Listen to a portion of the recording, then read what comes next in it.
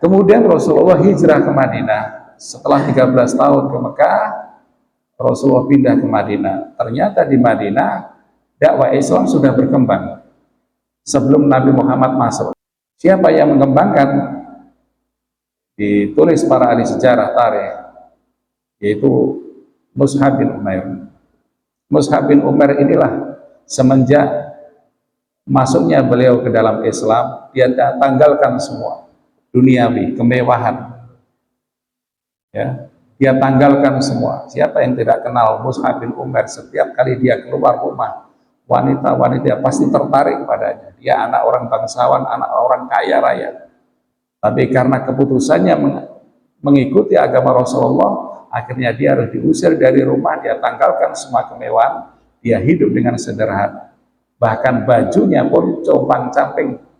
Ketika Rasul pertama kali bertemu Mus'hab bin Umair, dia menangis karena keadaannya jauh dari awal dia masuk Islam.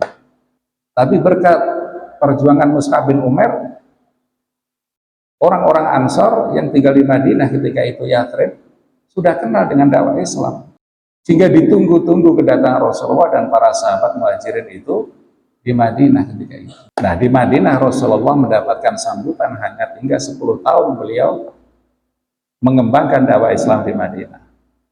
Disitulah kekuatan umat Islam mulai terbangun. Ayat-ayat yang turun setelah Nabi Muhammad hijrah ke Madinah, itulah para ulama tafsir membaginya sebagai ayat-ayat Madaniyah.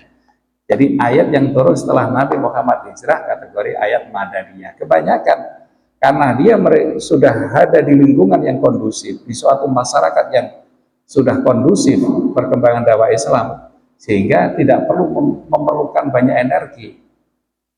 Sudah banyak orang beriman, sehingga ayat-ayat yang turun kebanyakan seruan ya ayyuhalladzina amanu, bukan ya ayyuhan nas.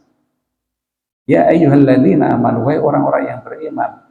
Kemudian ayat-ayat yang turun di Madinah, di Madaniyah, ayat Madaniyah itu kebanyakan banyak menyinggung masalah hukum. Karena apa? Kehidupan keislaman masyarakat Madaniyah ketika itu sudah tertata rapi, sudah teratur. Jika tinggal mereka mendalami keislaman mereka itu tentang kewajiban puasa, kewajiban zakat, kewajiban sholat, dan lain sebagainya. Sehingga banyak ayat-ayat yang turun tentang masalah hukum.